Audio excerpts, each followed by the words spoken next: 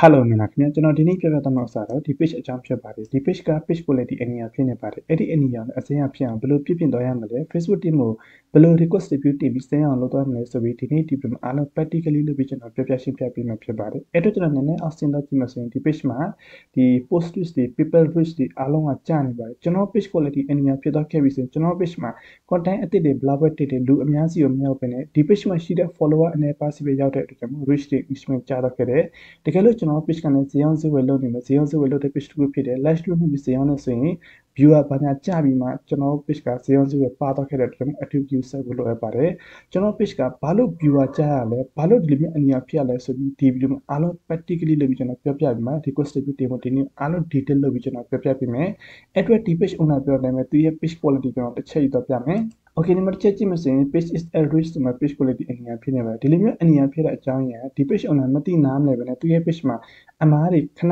လုံးနေတယ်ကျွန်တော် page quality အညာဖြစ်တော့ခဲ့တယ်ဒီလိုအညာဖြစ်တော့ခဲ့ပြီဆိုရင်ချက်ချင်းပြပြင်လိုက်မှအဆင်ပြေတယ်မပြပြင်မနဲ့မသိနားမလဲပဲနဲ့ဆက်လက်ပြီးအမားလုံးနေဆက်လက်ပြီးအမား post တွေပါတင်ပြီးတောင်းမယ်ဆိုကျွန်တော် page ကဒီနေ့မှာ has been removed has been unprivate has been deleted ဆိုပြီး post တင်တဲ့အပိုင်းတွေပေးတော့ခဲ့တယ် message ပို့တဲ့အပိုင်းတွေပေးတော့ခဲ့မှာနည်းနည်းကြာလို့ရှိရင်ကျွန်တော် page က Facebook ထဲလုံးဝပျောက်သွားနိုင်တဲ့အတွက်ကြောင့် active user ကိုလိုအပ်ပါတယ်ဒီ page မှာတစ်ချက်ကြည့်မှဆိုရင် community standard violation ဆိုပြီးအောက်မှာဒီမှာ rule on spam ဆိုပြီးသူစာ၄ချိန်ထိထားပါတယ်ဒီ rule on spam ဆိုတော့အမျိုးမျိုးရှိရကျွန်တော်ကိုယ်ပိုင်တက်ပုံမဟုတ်ဘဲ third party ရဲ့ခွင့်ပြုမှုရှိပဲသူတို့တက်ပုံတွေယူပြီးသုံးမှဆိုရင် rule on spam ဆိုပြီးထိတယ်များသောအားဖြင့်ကကျွန်တော်တို့ messenger မှာစကားပြောတဲ့ဥစ္စာတူတယောက်နဲ့စကားပြောတဲ့ဥစ္စာ screenshot ရိုက်ပြီးမှတင်လိုက်မယ်ဆိုရင်အဲ့ဒီ screenshot တစ်ဆင့်တော့ rule on spam ဆိုပြီးထိတယ်ဒါမှမဟုတ်လို့ရှိရင်ကျွန်တော်တို့အခြား Facebook account ရဲ့ screenshot အခြား post ရဲ့ screenshot ရိုက်ပြီးတင်လိုက်မယ်ဆိုရင်ကျွန်တော် page မှာတချို့ Telegram မှာ rule on spam ဆိုပြီးလာတဲ့အတွက်ကျွန်တော်အဲ့ဒီဥစ္စာနဲ့ပတ်သက်လုံးဝလုပ်လို့မရပါဘူး page တိုင်းမှာ rule on spam ဆိုမှတော့မလာဘူးဒါပေမဲ့တချို့ Telegram page မှာ rule on spam ဆိုပြီးလာတယ်တကယ်လို့ကျွန်တော်တို့ကတူတယောက် screenshot ဒါမှမဟုတ်တူတယောက် blacklist screenshot ရိုက်ပြီးတင်ချင်တာဆိုရင်အဲ့ဒီ screenshot ပြန်မှာနည်းနည်း crop လုပ်ပြီးမှအဲ့ screenshot ပေါ်မှာကျွန်တော် page name ဖြစ်ဖြစ် page logo တခုခု add လုပ်ပြီး page မှာတင်ပြီးတော့မယ်ဆိုရင်တော့ rule on spam ကနေ 100% လုကင်းပါတယ်နောက်တစ်ခုက rule on spam နဲ့ပတ်သက်ပြီးအခြားသောအကြောင်းအများကြီးရှိတယ်ဒါပေမဲ့ဒီ page မှာဖြစ်တဲ့အကြောင်းအဓိက screenshot ကြောင့်ဖြစ်တော့ခဲ့တယ်နောက်တစ်ခုကဒီ page ကိုနားမသိနားမလဲပဲနဲ့သူရဲ့ page မှာတင်တဲ့ live stream ကို service page မှာ sharing လုပ်ခိုင်းတာပေါ့ service page sharing လုပ်ခိုင်းလို့ဆိုရင်ဒီ service ယူတဲ့လူက Facebook account တစ်ခုတည်းနဲ့ပဲသူရဲ့ page မှာတင်ထားတဲ့ live stream ကို group ပေါင်းများစွာမှာ sharing လုပ်ပြီးသွားတဲ့အတွက်ကြောင့်ကြာလာလို့ရှိရင် page quality အများဖြစ်တော့ခဲ့တယ်အဲ့ဒီဥစ္စာပတ်သက်ပြီးလုံးဝလုပ်လို့မရပါဘူး sharing လုပ်တာအဆိုးဆုံးဖြစ်ပါတယ်ပထမ sharing လုပ်တဲ့ခါမှာ reach တွေပါရလို့နည်းနည်းနောက်ကျရင်တော့ sharing အကျင့်ပါပြီးမှ page က reach တွေ engagement ကျတော့ခဲ့တယ်ပြီးလို့ရှိရင် live stream မှာလည်းလုပ်ပြီးသွားမယ်ဆိုရင်ပုံမှန်ကျွန်တော်တို့ page မှာ live stream လုပ်လို့ရှိရင် 2K 3K ရတဲ့ page တွေက sharing လုပ်တဲ့အတွက်ကြောင့်သူတို့ရဲ့ page မှာရိုးရိုး live stream လုပ်မှဆိုရင်10 20 30 50လောက်ပဲ viewer တက်ပြီးဇေယျဇေယျပါတော့ခဲ့တဲ့အတွက်ကြောင့် sharing နဲ့ပတ်သက်ပြီးလုံးဝလုပ်လို့မရပါဘူးတချို့ကြောင့်တည်တယ် page admin page owner နဲ့ sharing လုပ်ရင် page အတွက် issue ဖြစ်စေတည်မှာသူတို့ကအခြား fake account အခြား fake ID တည်တဲ့တစ်ခုလုပ်ပြီးဒါမှမဟုတ် service page မှာ sharing လုပ်တဲ့အတွက်ကြောင့်ကြာလို့ရှိရင်သူတို့ page ထိခိုက်တဲ့အတွက်ကြောင့်အဲ့ဒီဥစ္စာနဲ့ပတ်သက်ပြီးလုံးဝလုပ်လို့မရပါဘူးတချို့ကျတော့မေးကြတယ်ကျွန်တော်ကိုယ်ပိုင် account မဟုတ်နဲ့ fake account နဲ့ sharing လုပ်တဲ့ issue ထိရဆိုရင်ကျွန်တော် page မှာရှိတဲ့ follower sharing လုပ် issue ထိလာဆိုကျွန်တော် page မှာရှိတဲ့ follower သူတို့ကအခြားနေရာအခြား location အခြား internet တစ်ခုနဲ့ဒီ page မှာတင်တဲ့ live stream တချို့တလေလောက်ပဲသူတို့ရဲ့ group တစ်ခုမှာ sharing လုပ်တယ်များသောအားဖြင့်သူတို့ရဲ့ account မှာ sharing လုပ်တဲ့အတွက်ကြောင့်ကိစ္စမရှိဘူးဒါပေမဲ့ကျွန်တော် live stream လုပ်တဲ့အခါမှာ page က map ဖောက်ပြီးမှ like 50ပြည့်လို့ရှိရင်မဟုတ်ပေးမယ် like 100ပြည့်လို့ရှိရင် map ဖောက်ပြီးမှပြောလို့ရှိရင်တော့တချို့တွေကလောဘကြီးပြီးမှ ID တစ်ခုနဲ့ group ပေါင်းများစွာမှာထက်ခါတလဲလဲ sharing လုပ်ပြီးတော့မှဆိုရင်လည်း page owner ဘက်ကပဲနစ်နာတယ်တနည်းအားဖြင့်ပြောမယ်ဆိုရင် mail လည်းဖောက်ပြရတယ်ပြီး page တွေထိခိုက်တဲ့အတွက်ကြောင့်အဲ့ဒီဥစ္စာပတ်သက်ပြီးလုံးဝလုပ်လို့မရဘူးတကယ်လို့ကျွန်တော်တို့ customer sharing လုပ်ခိုင်းချင်တယ်ဆိုရင်တော့သူတို့ရဲ့ Facebook account မှာတစ်ခါတော့ sharing လုပ်ခင်မှာ group မှာ2ချိန်3ချိန်တော့ sharing လုပ်ခင်မယ်ဆိုရင်ကိစ္စမရှိအဲ့ဒါကြောင့်လည်း page အတွက်လည်းအဆင်ပြေလို့ customer အတွက်လည်းအဆင်ပြေပါတယ်နောက်တစ်ခုကဒီ page owner ကမသိနားမလဲပဲနဲ့အခြား page မှာတင်ထားတက်ပုံအခြား time တင်ထားတက်ပုံအလွယ်တကူ download ဆွဲပြီး edit မလုပ်ပဲသူရဲ့ page မှာတင်တဲ့အတွက်ကြောင့် issue တွေဖြစ်သွားခဲ့တယ်အဲ့ဒီဥစ္စာနဲ့ပတ်သက်ပြီးလုံးဝလုပ်လို့မရပါဘူးဒီ page owner လည်းကျွန်တော်အားလုံးပြောပြရှင်းပြတဲ့အချိန်မှာဒီ page owner အားလုံးနားလဲသဘောပေါက်အားလုံး like နာတဲ့အတွက်ကြောင့်ဒီ page မှာအခုဆိုရင် copy content နဲ့ပတ်သက်ပြီးအဲ့ဒီ screenshot နဲ့ပတ်သက်ပြီး share နဲ့ပတ်သက်ပြီးအားလုံးဖြတ်ပြီးမှဒီ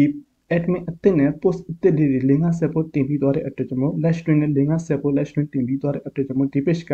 request debut တင်ဖို့အဆင်သင့်ဖြစ်တဲ့အတွက်ကြောင့်မို့ request debut တင်ဖို့တင်ပြီးအသေးစိတ်လုပ်ပြီးကျွန်တော်ပြောပြပေးမယ်ဖြစ်ပါတယ် request debut မတင်ခင်ကျွန်တော် page ကိုတေချာလေးစစ်ဆေးပြီးမှ setting ပိုင်းတေချာ set up လုပ်ပြီးမှကျွန်တော် page မှာရှိတဲ့အမှားနဲ့ပတ်သက်အားလုံး fair ရှာပြီးမှအဲ့ဒါမှကျွန်တော် request debut တော့ပြီးတင်ရပါမယ် request debut တင်ဖို့ဆိုကျွန်တော်ဒီမှာဆိုရင် link လေးတစ်ခုနဲ့အောက်ရှိရဲဒီ link နဲ့တစ်ဆင့်ကျွန်တော်တော့မယ် request debut တင်ပေးပါမယ်အဲ့အတွက်ကျွန်တော်ဒီမှာပထမ step လာမယ်ပထမ step ဘာလို့လာမလဲဆိုရင်ကျွန်တော်ဒီမှာ copyright ထိထားတဲ့ rule on spam ဆိုပြီးဒီမှာ community standard violation ဆိုမှ၄ချိန်ထိထားတဲ့အတွက်ကျွန်တော်အရင်ဆုံးဒီကိုတစ်ချက်လာပြီးမှ from ကိုတစ်ချက်နေသွားမယ်ပြီးလို့ရှိရင်ကျွန်တော်ဒီမှာ corporate affiliate from လို့ရှိရဒီဥစ္စာကျွန်တော်တစ်ချက် tick mark ပေးမှာကျွန်တော်ဒီမှာဆိုရင်ကျွန်တော်ရဲ့ page ရဲ့နာမည်ကျွန်တော်တစ်ချက်ရေးထပ်တော့မယ်အတွက်ကြောင့်မို့ဒီဥစ္စာတစ်ချက် copy ပြီးသွားလိုက်ပါမယ်အလွယ်ကူဆုံ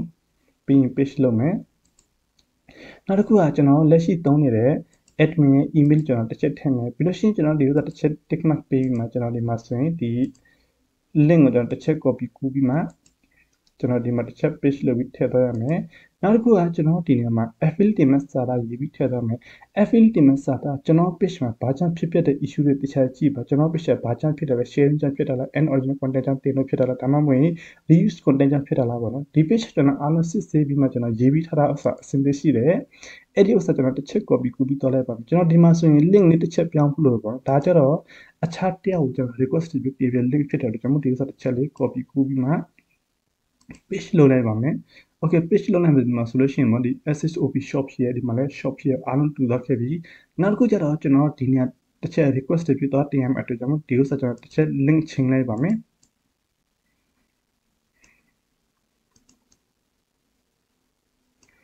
okay ကျွန်တော် page လုပ်မယ်ပြီးရင်လည်းချား okay ပြီးလို့ရှိရင်တော့ကျွန်တော်ဒီအောက်ကဆိုရင်တော့ကျွန်တော်တစ်ချက် copy ကူးပြီးသွားရပါမယ်ဒီကျွန်တော် request debut တင်တဲ့အခါမှာကျွန်တော်ရေးတဲ့စာလဲစာလုံးအတိအကျကျွန်တော်နားလို့မရ space ချတာနားလို့မရအားလုံး complete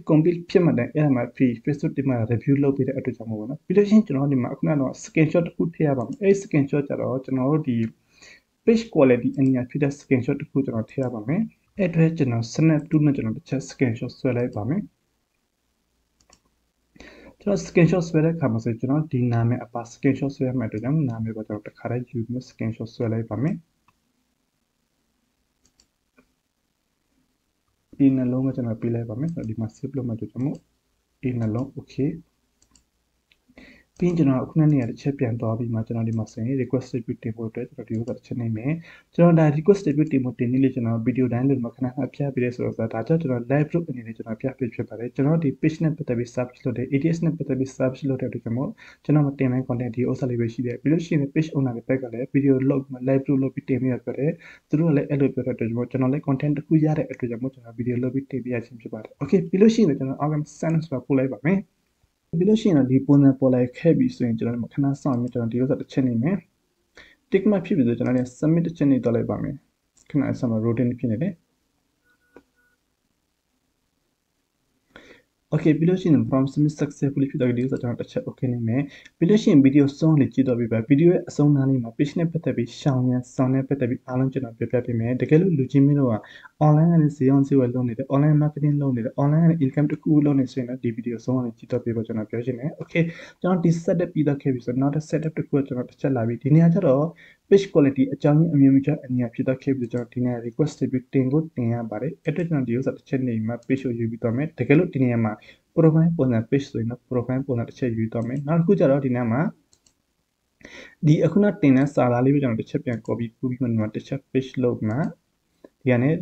send ဆိုတာပို့လိုက်ပါမယ်ခဏလေးဆောင်မယ်ဒီဥစ္စာ from submit successfully ဖြစ်တော့ခဲ့တဲ့ဒီဥစ္စာတစ်ချက်ပိတ်ပြီးမှကျွန်တော်ဒီနောက်တစ် step တစ်ခုတစ်ချက်သွားပြီးမှကျွန်တော်ဒီမှာဆိုရင်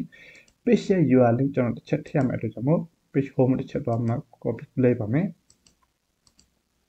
ပြီးလို့ရှိရင်ကျွန်တော်ဒီမှာတစ်ချက် page လုပ်မယ်နောက်တစ်ခုကျတော့ကျွန်တော်ဒီမှာ affiliate မှာစာသားတစ်ချက်ရေးပြီးထည့်သွားမယ်အဲဒီစာသားကျတော့ကျွန်တော်ဒီအပွားစာသားဖြစ်ပါတယ်နည်းနည်းလေးတော့ကွာခြားရပါတော့ပြီးရင်ကျွန်တော်တစ်ချက် page လုပ်မယ် page လုပ်ပြီးဆိုကျွန်တော်ဒီနေ့အမားလေးနည်းနည်းပါနေပါဘူးအဲ့ဒါကျွန်တော်တစ်ချက် page လုပ်လိုက်ပါမယ်ကျွန်တော်ဒီမှာ space ချတာတအားများနေတယ်ဒီလိုဆိုတော့တစ်ချက်ပြန်မှာပေးရပါမယ် okay ဒီပုံစံဖြစ်တော့ခဲ့ပြီဆိုအခုနကတော့ဒီ page quality အနေနဲ့ဖြစ်တဲ့ screenshot လေး attach လုပ်ရပါမယ် okay ကျွန်တော်ဒီမှာထည့်လိုက်ပြီးခဏလေးစောင့်မှာ routine ဖြစ်နေတယ် okay ပြီးလို့ရှိရင်ကျွန်တော်ဒီက send ဆိုတာပို့လိုက်ပါမယ်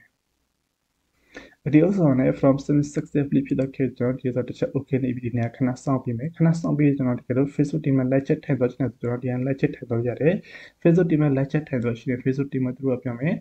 ဒီ page မှာဒီပုံစံဖြစ်တဲ့အမားရလုပ်ခဲ့ပြီးတော့သူရဲ့ community standard guideline တွေအပြည့်စုံဖတ်ပါဆိုပြီးအဲ့ link တွေပေးမယ်ကျွန်တော်တို့ဒီသတင်းစာတွေဖတ်ခိုင်းတယ်ပေါ့အဲ့ဒါပဲရှိတယ်ကျွန်တော်ဒီ Facebook team နဲ့ live chat အမျိုးမျိုးထိုင်ခဲ့ပြီးတဲ့အတွက်ကျွန်တော်တို့ကနေ page ချလာတဲ့ link နဲ့ကျွန်တော် request တွေတင်ရတယ်ဟိုအရင်တော့2020တုန်းကဆိုရင်ကျွန်တော် Facebook team နဲ့ live chat ထိုင်လို့ရှိရင်မြန်မြန်ဆန်ဆန်သူက review பண்ணလုပ်ပေးတယ်အခုနောက်ပိုင်းကဒီ COVID တဲ့နောက်ပိုင်းမှာသူကFacebook က auto system နဲ့တွားတဲ့အတွက်ကြောင့်သူတို့ဘက်ကနေပြမှုရှိတဲ့အတွက်ကြောင့်ကျွန်တော်တို့ဒီ request တွေခိုင်မာအနေနဲ့တစ်ချက်တွားရပါတယ်ပြီးလို့ရှိရင်ကျွန်တော် page မှာဒီလိုမျိုး request တွေတင်တော့ပြီးတော့ခဲ့ပြီဆိုကျွန်တော် page မှာ admin အသစ်ခန့်ပြီးမှအဲ့ဒီ admin အသစ်နဲ့ post တွေပါတင်တော့ပြန်အဲ့ဒီ post တင်တဲ့ခါမှာလည်းကျွန်တော် original content လေးဖြစ်ပါတယ်တကယ်လို့ကျွန်တော်ဈေးအောင်ဈေးဝယ်ဆိုရင်ကျွန်တော်ဆိုင်မှာရောက်တဲ့ဒီ content လေးတွေကိုကျွန်တော်တီချာလေးတက်ပေါ်ရေး page မှာတင်ပြီးတော့တခါတင်လို့ပြီးတော့ခဲ့တက်ပေါ်နောက်ထပ်တစ်ချိန်ပြန်တော့တင်လို့မရဘူးတကယ်လို့နောက်ထပ် stock ပြန်သေးတဲ့အတွက်ကြောင့်နောက်ထပ်ပြန်တင်နေဆိုရင်အသစ်ရိုက်ပြီးတင်မှာအသစ်ရိုက်ဖို့အခက်အခဲဖြစ်တဲ့ဆိုရင်အဲ့တက်ပေါ်ပြန် edit လုပ်ပြီးတင်မှာ edit ဆိုတော့စာနည်းနည်း crop လုပ်ပြီးမှအဲ့တက်ပေါ်မှာကျွန်တော် page name ဖြစ်ဖြစ် page logo ဖြစ်ဖြစ်ခု add လုပ်ပြီး page မှာတင်ပြီးတော့မဆိုရင်တော့ reuse content repurpose content 100% လုပ်ခင်ပါတယ်နောက်တစ်ခုကကျွန်တော်ဒီ live stream လွှင့်တဲ့အခါမှာ live stream လွှင့်လို့ပြီးတော့ခဲ့ပြီးဆိုရင်ကျွန်တော် page admin page owner ဒါမှ wifi တစ်ခုတည်းသုံးပြီးမှအခြားဖုန်းနဲ့လည်းပြန်ပြီးဖွင့်ကြည့်လို့မရပါဘူးပြန်ဖွင့်ကြည့်မှဆိုရင်ကျွန်တော်တို့ရဲ့ live stream ကိုကျွန်တော်ကိုယ်တိုင်ဖွင့်ကြည့်လို့ကျွန်တော် view တိုးအောင်လုပ်တဲ့ဆိုမှ Facebook team ကနေ issue တစ်ခုမှတစ်ခုပြီးတယ်နောက်တစ်ခုလုံးဝလုပ်လို့မရတဲ့အရာကျွန်တော် page မှာတင်လို့ပြီးတော့ခဲ့တဲ့ content တွေကိုကျွန်တော်ကိုယ်တိုင်အခြား group မှာလုံးဝ sharing မလုပ်ပါနဲ့ sharing လုပ်ရင် page ကအကျဉ်းပါတော့ခဲ့တဲ့ suggest ကနေပြောက်တော့ခဲ့တဲ့ page ကိုကျွန်တော်မမကန်ကန်ကင်ပြီးတောင်းမယ်ဆိုလို့ရှိရင် live stream မှာလွှင့်လို့ရှိရင်လည်းကျွန်တော် page မှာရှိတဲ့ follower 1000ရှိတယ်အဲ့1000စီကို notify ရောက်တယ်ပြီးလို့ရှိရင်လည်းအခြားလူတွေစီပဲသူကပို့ပေးတာပေါ့နော်ဗီဒီယို